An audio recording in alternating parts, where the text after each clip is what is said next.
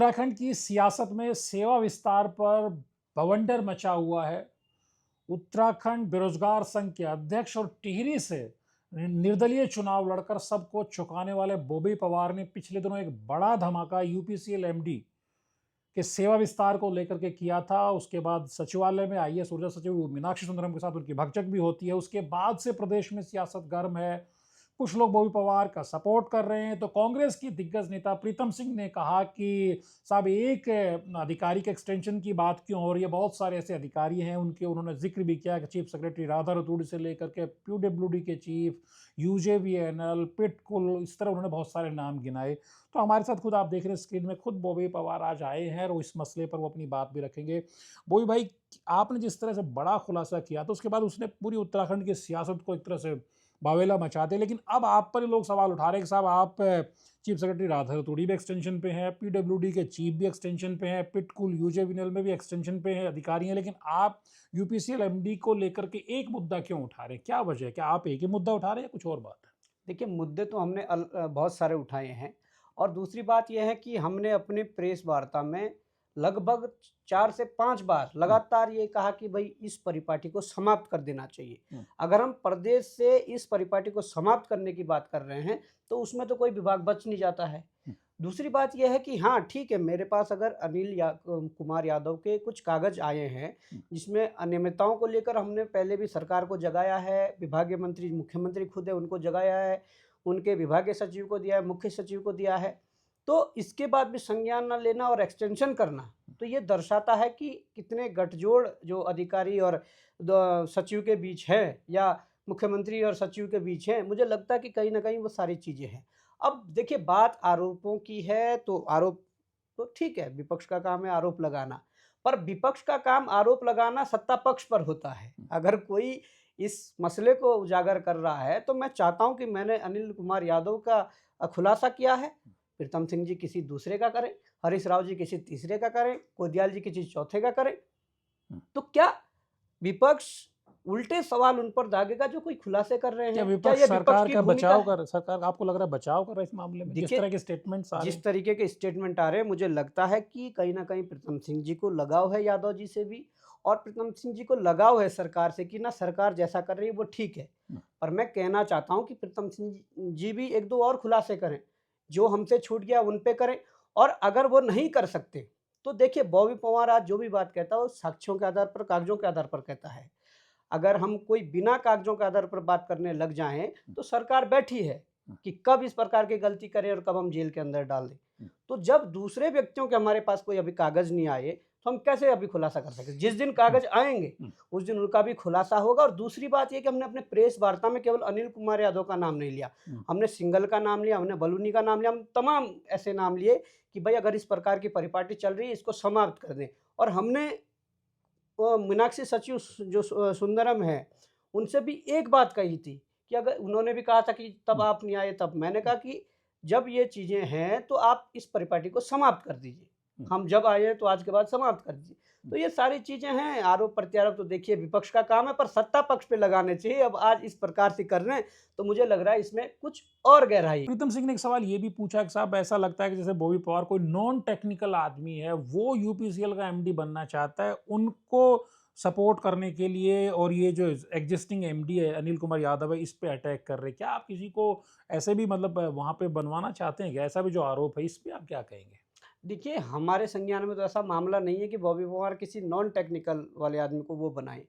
हम तो पारदर्शिता की अगर बात करेंगे, तो हम्म, जिस पद के लिए जो क्वालिफ़िकेशन होगी, जिस हम्म, पद की जो योग्यता होगी, वो योग्यता वाला व्यक्ति बने। हम्म, वो व्यक्ति कौन है, क्या है, ईमानदार होना चाहिए, वो बने। हम्म, और वो सारा खंडन तो यहीं से हो जाता है कि ऐसा कोई हमारा वो नहीं है। हम्म, दूसरी बात ये है कि हम तो कहना चाहेंगे, प्रीतम सिंह जी बड़े कटाक्ष कर रहे हैं। हम्म, हम कहना चाहेंगे कि पूर्व में एक पीएमजीएसवाई के चीफ हुआ करते थे आरपी सिंह जी, जिसको अभी तत्काल 20-25 दिन पहले हटाया गया है। हम्म, उसके खिलाफ हमने भी, जब 1000 लगभग करोड़ के टेंडर हुए थे, 104 टेंडर थे उसमें, तो उस दौरान हमने प्रेस कॉन्फ्रेंस के माध्यम से खुलासा किया था कि इस प्रकार की अनियमितताएँ हुई है।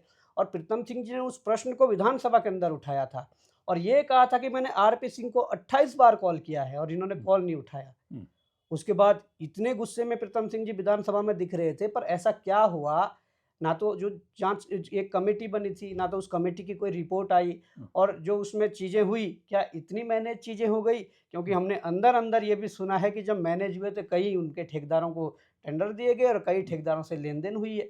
तो तमाम प्रकार की जो ये चीज़ें हैं, हम चाहते हैं कि सरकार विधायक जी की जो बात है उसको संज्ञान लें और इसकी भी जाँच करें कि बॉबी पंवार की मंशा क्या है?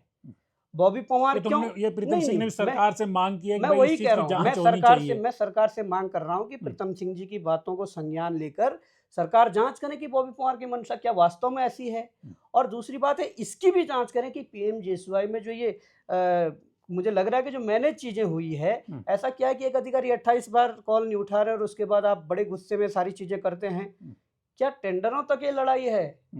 हम तो लड़ाई लड़ रहे हैं तो प्रदेश की पारदर्शिता के लिए लड़ रहे हैं। क्या आप लोग किसी अधिकारी को डराना या धमकाना या उसके बाद किसी अधिकारी पर प्रश्न पूछना और विधानसभा जैसे पवित्र स्थान पर प्रश्न पूछकर आप तो प्रदेश की जनता को गुमराह कर रहे हैं। प्रदेश की जनता उम्मीद से देखती है कि अगर प्रश्न उठाए तो उसका कुछ निष्कर्ष निकलेगा। क्या ये ठेकों टेंडरों तक सीमित हो जाएगा? तो हम भी कहना चाहते हैं कि सरकार दोनों पक्षों की जाँच करे, हमारी भी जाँच करे, उनके मुद्दे की भी जाँच करे। तो ये एक चीज और बार बार कही जा रही है क्योंकि कि ये पावर के जो अलग अलग निगम है उनके बीच का टसल है, झगड़ा है, प्रतिस्पर्धा है। ध्यानी वर्सेस यादव कोई बताते हैं, पिटकुल वर्सेस यूपीएसएल बताते हैं। क्या लोग कह रहे हैं कि भाई इससे बेनिफिशियली ध्यानी को हो सकता है? ऐसा भी क्या आप ध्यानी को बेनिफिट पहुंचाना चाहते नहीं, हैं? जो जो देखिए, आपके आरोपी आप पे आरोप लगा रहे हैं ध्यान सब में यादव को, सिर्फ अकेले यादव को इसलिए टारगेट किया जा रहा है कि ताकि जो संभावित दावेदार यूपीसीएल एमडी के तौर पर हो सकते हैं उनको बेनिफिट पहुंचाया जा सकता है। क्या बॉबी पवार प्रदेश के बेनिफिट की लड़ाई लड़ रहे हैं या किसी इंडिविजुअल व्यक्ति की या देखिए, किसी की हम बेनिफिट की लड़ाई लड़ प्रदेश रहे की हैं? बेनिफिट की लड़ाई लड़ रहे हैं और सबसे बड़ी लड़ाई ये लड़ रहे हैं कि कोई भी भ्रष्ट अधिकारी जो है वो ना बैठे। दूसरी बात आपने ध्यानी जी की कही तो मैं स्पष्ट शब्दों में कहना चाहूँगा, हम्म, मेरी ध्यानी जी से कोई मुलाकात नहीं है हम्म, और मैं ना ध्यानी जी से मिला हूँ, ना चीज़ें हैं। हम्म, पर मैं ये कहना चाहता हूँ कि ध्यानी जी, जब ये मसला उठा तो ध्यानी जी की बात भी आई है हाँ और लगातार। कल के दिन ध्यानी जी के कागज़ हमारे हाथ आते हैं तो अगर ध्यानी जी के उसमें हम्म, भी अनियमितताएँ हुई है तो उनके भी सवाल उठाएँगे। हम्म। हमारा कोई यानी आप उनको भी नहीं बख्शेंगे? बिल्कुल, देखिए हमारी पारदर्शिता को लेकर लड़ाई है। हम्म, हमने पहले यूपीसीएल के एमडी के लिए वो उठाया था, हम्म, उसके बाद जब यूजेबीनेल का मुद्दा हमारे पास हम्म, आया हमने उसको उठाया है। हम्म, कल के दिन पिटकुल का आता है उसको भी उठाएँगे, कल के दिन और विभाग का आता है तो वो भी उठाएँगे। ये साफ शब्दों में ये लड़ाई इस प्रदेश को बेहतरी के लिए और इस प्रदेश में जिस प्रकार की जो ये अनियमितताएँ, भ्रष्टाचार इस प्रकार की चीज़ें चल रही है इसको खत्म करना है। ये जो मीनाक्षी सुंदरम के साथ, ऊर्जा सचिव के साथ जो आप लोगों का जो भगजक वाला पूरा हुआ था, क्या अब आपको भी लगता है, क्योंकि आप भी एक राजनेता हैं, बड़ा ट्रस्ट लोगों ने आपका टिहरी क्षेत्र में दिखाया जब आपने वहां से चुनाव लड़ा, क्या आपको लगता है ये जो परंपरा आगे बढ़ेगी? या बॉबी पवार को लगता है कि नहीं, एक मैसेज आपने देना था वो दे दिया, आप कोशिश करेंगे कि बिल्कुल डेमोक्रेटिक तरीके से, प्रजातांत्रिक तरीके से सरकारों पर दबाव भी बनाएंगे, मशीनरी सरकारी पर दबाव भी बनाएंगे? या आपको लगता है कि इस परिपाटी को आगे भी जारी रखा जाए? क्योंकि ये भी सवाल बार-बार उठ रहा है कि क्या बॉबी पवार इसी लाइन पे आगे जाएँगे या उनको लगता है कि एक बार हो गया, अब हम कोशिश करेंगे कि डेमोक्रेटिकली लोगों को पकड़ करके उनके झूठ को सामने लाया जाए, करप्शन को सामने लाया जाए, सरकारों को मजबूर किया जाए कि वो सही रास्ते पर चलें? देखिए, सरकार से हमेशा से ही ये लड़ाई रहेगी कि इस प्रदेश को बेहतर कैसे बनाया जा सके। सरकार अगर भ्रष्ट अधिकारियों को अपॉइंट करती है या उनके अधिकार क्षेत्र में कुछ ऐसी महत्वपूर्ण चीज़ों को दे देती है जिससे कि उनके वहाँ पर गलत करने से पूरे प्रदेश इफ़ेक्टिव हो, तो हम चाहते हैं कि ऐसी लड़ाइयाँ बार-बार लड़ी जाएँगी और दूसरी बात ये है कि ये जो परिपाटी है, हुँ, हमने तो ग्राउंड से लड़ना शुरू किया, सड़कों पर लड़ना शुरू किया, मीडिया के माध्यम से लड़ना शुरू किया और न्यायालय के माध्यम से भी लड़ रहे हैं। तो तमाम प्रकार की ये लड़ाइयाँ तो जारी रहेंगी। अब बात ये है कि सरकार इसका कितना संज्ञान लेती है और आपने कहा कि लोकतांत्रिक तरीके से, तो हम लोकतांत्रिक तरीके से ही लड़ रहे हैं। नहीं, जो आरोप दूसरी लगाया कि भई वो नहीं, नहीं, मारा-पीटी वाली चीज़ें आई। मैं हाँ, हाँ, उसी पे आ प्लीज़, रहा हूँ। प्लीज़। हाँ। क्योंकि अगर देखिए राजनीति में क्या है कि कंडीशनें तब पता चलती है जब वो सामने आमना-सामना जब चीज़ों का होता है। कोई व्यक्ति एक एप्लीकेशन लिखने पे ही अपनी शिकायत जब देता है तो उसका निस्तारण हो जाता है। हुँ, कोई व्यक्ति को उस एप्लीकेशन के लिए मंत्रियों के फ़ोन झड़काने पड़ते हैं कि जी उच्च अधिकारी के फ़ोन लगाने पड़ते हैं तब जाके वो पूरी होती है। हुँ, कई बार जब हमारे प्रदेश के ब्यूरोक्रेट्स बेलगाम दिखते हैं तो उन्हें सबक भी सिखाया जाना चाहिए और एक जनप्रतिनिधि का ये अधिकार है कि किस प्रकार से उसे सबक सिखाया जाना चाहिए और किस प्रकार का सबक सिखाया जाना चाहिए। हम तो कहते हैं कि ब्यूरोक्रेट्स से हमारी कोई ऐसी दुश्मनी नहीं है। हुँ, हम तो सचिवालय जाते हुए, किसी कार्यालय में जाते हुए अगर कोई ईमानदार चौकीदार भी दिखता है, हुँ, उनको भी सैल्यूट करते हैं, उनको भी नमस्ते करते हैं। हुँ, पर अगर इस प्रकार ब्यूरोक्रेट अगर सोचे कि इस प्रदेश को हम चलाएं, यहाँ का जनप्रतिनिधि ना चलाएं, या जिनको जनता ने सपोर्ट किया है, जिनको जनता ने चुनकर भेजा उनकी ना सुने, हम जो कहे वो सुने। तो इस प्रकार के अगर कोई सोच रखता है, इस प्रकार की अगर सोच रखेगा, तो उसके लिए स्पष्ट शब्दों में कहना चाहता हूँ कि दायरे में रहकर काम करना है और ईमानदारी से करना है, क्योंकि कायदे में रहोगे तो फायदे में रहेंगे। ये जो पिछले दिनों आपने देखा राजीव नयन बहुगुणा जी का भी मैंने एक इंटरव्यू जी। किया था, वरिष्ठ पत्रकार, तो उनकी ये टिप्पणी भी आई थी कि भाई बॉबी पवार जी पॉलिटिकल एक्टिविस्ट हैं, सोशल एक्टिविस्ट हैं, उनको अपनी लड़ाई लड़नी चाहिए। ये अधिकारियों को किसको एक्सटेंशन मिलेगा, किसको नहीं मिला, किसकी नियुक्ति नहीं मिली, किसको मिलेगी, बहुत सारे लोग इस राय को भी इस राय से भी इत्तेफाक रखते हैं कि भाई बॉबी पवार को सड़क पर राजनीतिक संघर्ष करना चाहिए, न कि किसको एक्सटेंशन मिलना है, किसको नहीं मिलना है, किसका कागज बाहर आए, किसका कागज अंदर जाए। उसको आप किस तरह से देखते हैं? देखिए, आपने सही कहा, 2 शब्द कहे आपने, हम्म, सोशल एक्टिविस्ट और पॉलिटिकल एक्टिविस्ट। हम्म, तो देखिए, राजीव नयन बहुगुणा जी सोशल एक्टिविस्ट थे और वो हम्म, उस दायरे में सोच रहे हैं, तो एक अच्छी बात है। हम्म, हम उनकी उसका कोई विरोध नहीं करना चाहते। हम्म, पर आज बॉबी पवार सोशल एक्टिविस्ट के साथ-साथ पॉलिटिकल एक्टिविस्ट भी है। हम्म, और अगर इस प्रदेश में हमें राजनीति करनी है, भविष्य में हमें इसको संचालित करना है, या हम कुछ ऐसा करना है, तो मैं समझता हूँ कि हमें या मेरे जैसे कई ऐसे लोग जो राजनीति में जाना चाहते हैं या भविष्य में राजनीति करेंगे, उन्हें ये ज़रूर पता होना चाहिए कि हमारे प्रदेश का डीजीपी कैसा होना चाहिए, हम्म, हमारे प्रदेश का मुख्य सचिव कैसा होना चाहिए, हम्म, हमारे विभागों में बैठे जो उच्च अधिकारी वो कैसे होने चाहिए। इससे उस हर एक राजनीतिक व्यक्ति को कहीं न कहीं वो पता होना चाहिए कि कौन कैसे व्यक्ति है। हम्म, इसलिए हम कहते हैं कि ये केवल ये नहीं है कि हम ये छोड़ दें कि कौन क्या बन रहा है, फिर तो राजनीति किस बात की? हम्म, अगर एक राजनीतिज्ञ को ये पता नहीं होगा, हम्म। उस प्रदेश में संचालित करने हाँ, वाले जो बड़े नीतियाँ कौन बना रहा है, बिल्कुल। निर्णय कौन ले रहा है, तो तो ये हमें हमारे संज्ञान में रहना चाहिए कि कौन किस प्रकार का है और किस प्रकार की उसकी कार्यशैली है। तो मैं इसीलिए कहता हूँ कि केवल हम सोशल एक्टिविस्ट नहीं है, हम्म, पॉलिटिकल एक्टिविस्ट भी है। तो मैं चाहता हूँ कि इस प्रकार के जो समय-समय पर चीज़ें आती हैं, उन पे हमारा बयान भी आते हैं और हम्म। होने भी चाहिए। आखिरी सवाल, बॉबी भाई इतनी ताकत, इतना जिगरा कहाँ से लेके आते? डर नहीं लगता सरकार सिस्टम से? जब मन करता किसी भी मुद्दे पे उलझ जाते हैं। तमाम आलोचनाएं तो होती रहेंगी, जब आप राजनीति के पथ पे आएंगे तो आलोचना आपकी भी बिल्कुल। होगी, हम लोग तीखे सवाल आपसे भी पूछेंगे, अच्छे सवाल भी पूछेंगे। फिर भी इससे इतना सब होने के बाद कभी डर भी लगता है, मन में आता है कि अकेला बॉबी पवार कैसे सिस्टम से, सरकार से भिड़ जा रहा है, जब तक भिड़ जा रहे हैं। नहीं, बॉबी पवार अकेला कहाँ से हो गया? हाँ। प्रदेश की तमाम ईमानदार जनता, तमाम ईमानदार कर्मचारी, अधिकारी सब बॉबी पवार के साथ है। वो पता तो जब लोकसभा चुनाव के रिजल्ट आए उसमें भी लग गया कि हम्म, कितनी जनता प्यार कर रही है। हम्म, केवल 14 विधानसभाओं का मसला था, 1,68,000 ने प्रत्यक्ष रूप से ये हम्म, कहा कि हम साथ हैं। हम्म, अब जब बात उत्तराखंड की करें तो वहाँ भी कोई हमारे चाहने वाले हैं। हम्म, वो सब लोग हमारे साथ हैं और उन सबका मार्गदर्शन और आशीर्वाद हमारे साथ है।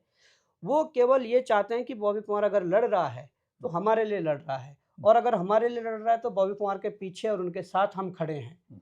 तो जब हमें इतना समर्थन जनता का मिल रहा है, तो हमने तो संविधान बचपन से पढ़ा है और संविधान में साफ लिखा हुआ है कि इस लोकतंत्र में सर्वोपरि जनता है, जनता से ऊपर कोई भी नहीं है। सही। तो जनता साथ है, उनका ही ये कहीं न कहीं जो समर्थन मिल रहा है, इसी परिपाटी को लेकर, इन्हीं सबका प्यार लेकर संघर्ष कर रहे हैं। लेकिन कई बार वो ये चर्चाएं ये भी चलती रहती हैं, सचिवालय में भी, पावर कॉरिडोर में भी, पॉलिटिकल कॉरिडोर में भी, कि अब तो 20 तारीख की वोटिंग है, केदारनाथ के बाद सरकार बॉबी पवार को देखेगी। आपको लगता है ऐसा कुछ? आपको लगता है 20 तारीख के बाद, 23 तारीख के नतीजे के बाद थोड़ा बहुत सख्ती आप पे हो सकती है? मुकदमा तो दर्ज हो ही चुका है। देखिए, मुकदमे दर्ज, इन्होंने कोई पहला मुकदमा दर्ज नहीं किया है। इन्होंने कई झूठे मुकदमे दर्ज किए और उन झूठे मुकदमों की बदौलत आज बॉबी पवार को नेता बना दिया है। और मैं परसों जो जजमेंट माननीय न्यायालय उच्च न्यायालय नैनीताल से हमारे पक्ष में जो आया है, हम्म, जो बागेश्वर में इन्होंने उपचुनाव में हमारी गिरफ्तारी की थी, हम्म, उसको लेकर जो कोर्ट ने फटकार लगाई है, मैं अभी थोड़ी देर में अपने सोशल हैंडल पर उस हम्म, ऑर्डर को भी डालूँगा हम्म। कि कैसे हम्म। सरकार को फटकार क्या लगाई कहा है कि कोर्ट ने, क्या कहा है? कोर्ट ने कहा कि आपने किस आधार पर गिरफ्तारी कर ली है? हम्म, क्या आप यहाँ की जो जनता है उनकी आवाज़ को दबा दोगे? हम्म, उन्होंने कहा कि ये पॉम्पलेट बाँट रहे थे, ये प्रचार-प्रसार मतलब कर रहे थे, इस हम्म। प्रकार की चीज़ें कर रहे थे, नारे लगा रहे थे। कोर्ट ने कहा कि अगर चुनाव में कोई नारे नहीं लगाएगा तो उसका ये कैसा चुनाव है? हाँ, अगर सही बात चुनाव है। में हाँ, अपनी पक्ष और बात नहीं, विपक्ष में तो नारे अपने लगाए जाते अगर हैं। अपनी बात नहीं रखी जाएगी हम्म। चुनाव में, तो ये कैसा चुनाव है? तो केदारनाथ जाओगे क्या अभी? बिल्कुल, देखिए, केदारनाथ आपने पिछले दिनों जाएँगे कहा था और कि बाबा, सरकार नहीं संभली, तो बिल्कुल, केदारनाथ जाएँगे क्योंकि सरकार नहीं सँभल रही है, मुझे लगता है। केदारनाथ जाएँगे, वहाँ के युवाओं से मिलेंगे, मातृशक्ति से मिलेंगे, वहाँ के अभिभावकों से मिलेंगे और उन्हें बताने का प्रयास किया जाएगा कि वास्तव में ये उत्तराखंड कैसे उत्कृष्ट बन सकता है, इस उत्तराखंड को कैसे फिर से ट्रैक पर लाया जा सकता है, जो आज ये पूरे उत्तराखंड में लूट मची हुई है। और बाबा केदार के तो हम बड़े भक्त हैं। इसके साथ मैं ये कहना चाहता हूँ कि जिस प्रकार से वहाँ जो अनियमितताएँ हुई है, आप ये देख लीजिए कि जब इन लोगों ने बाबा केदार की जो एक शिला थी, उसको जब दिल्ली पहुँचाया, तो वो जो त्रासदी उसके बाद हुई है, उस पर किसी का ध्यान नहीं है। जो अब आपदा यानी भाजपा आप बिल्कुल आपदा को उससे जोड़ के देख भाजपा रहे ने हैं। आरोप लगाई कि कांग्रेस ने पदयात्रा शुरू की और उसके बाद आपदा आई। पर मुझे नहीं लगता कांग्रेस के किसी प्रवक्ता ने इस प्रकार की बात रखी हो। पर हम कहते हैं, हम महसूस कर रहे हैं इस चीज को, क्योंकि हम मासू की धरती से आते हैं। हमें पता है कि जब देवता और उनके साथ छेड़छाड़ कण कण का एक कण कण का महत्व की है। जाती है, किस प्रकार की चीजें होती है। हम बचपन से इस चीज को वो कर रहे हैं, देख रहे हैं। तो जब वो शिला यहाँ से दिल्ली पहुंची, तो उसके बाद केदार बाबा ने ये त्रासदी लाई थी, और ये दिखाने के लिए कि किस प्रकार से आप अगर छेड़छाड़ करोगे, इस प्रकार की चीजें भी होंगी। तो मैं समझता हूँ कि वो त्रासदी, वो आपदा तभी आई जब वो शिला वहाँ पर पहुँची थी। और इस प्रकार से अगर वहाँ का व्यक्ति, बाबा केदार का भक्त, अगर उसके बावजूद भी इस प्रकार की पार्टी को या इस प्रकार के लोगों को वोट करेंगे, जिन्होंने इस प्रकार की त्रासदी लाने में अहम योगदान निभाया है, तो मैं समझता हूँ कि बाबा केदार जरूर रुष्ट होंगे, जरूर वो दोष लगेगा जो इस प्रकार से जो हमारी संस्कृति लेकिन में है। आपका तो वहाँ कोई कैंडिडेट भी तो नहीं है, आप किसको सपोर्ट करेंगे? देखिए, फिर वो हमारा कांग्रेस को जिताना चाह रहे हैं, हमारा त्रिभुवन कैंडिडेट चौहान क्यों को नहीं जिताना है? चाहते हैं, हमारे यूकेडी को जिताना चाहते हैं। हमारे साथ के संघर्ष ओके, के साथी हैं। त्रिभुवन चौहान का सपोर्ट भले करेंगे। बिल्कुल, ओके, भले ही हमारे वो संघर्ष में प्रत्यक्ष रूप से ऐसा नहीं है, पर उन्होंने मीडिया के माध्यम से कई मामले उजागर किए, और जब इस प्रकार के संघर्षों की बात आई, तो कई मसले उन्होंने उजागर किए। तो मैं चाहता हूँ कि भाई त्रिभुवन चौहान जो हैं, वो प्रत्यक्ष रूप से उस केदार घाटी के बेटे हैं, और मुझे लगता है कि भविष्य में वो नेतृत्व वहाँ कर सकते हैं। तो उनको मजबूत करने के लिए केदार घाटी के युवाओं, मातृशक्ति और अभिभावकों को कहीं न कहीं उनका समर्थन करना चाहिए। और बाकी जो चीज़ें बोलनी थी, वो मैंने कही है कि बाबा केदार क्यों रुष्ट है, क्यों कहीं न कहीं अपने भक्तों को या अपने जो उनके वो उनको उनके लिए कैसा मैसेज उन्होंने आपदा के त्रासदी में लाकर कैसे मैसेज दिया था। इन कुल मिलाकर आपने सुना, बॉबी पवार बिंदास और बेबाक बोलते हैं। उन्होंने जो भी सवाल हमसे पूछा, हर सवाल का जवाब भी दिया है। प्रदेश में और भी बहुत सारे सवाल उठते भी रहते हैं। सियासत जब बॉबी पवार करेंगे तो नेचुरली सवाल उनसे भी पूछे जाते रहेंगे। लेकिन जो ऊर्जा विभाग के विस्तार वाला मसला था, दूसरे निगमों को लेकर के थी, या फिर जो सियासी सवाल थे, और फिर केदारनाथ के उपचुनाव को लेकर भी उन्होंने अपना संदेश, अपनी बात, अपना मैसेज क्लियर कर दिया। धनुष अड्डा के वीडियोज़ को लाइक कीजिए, शेयर कीजिए और चैनल को सब्सक्राइब करना मत भूलिए। भाई आपका धन्यवाद। बहुत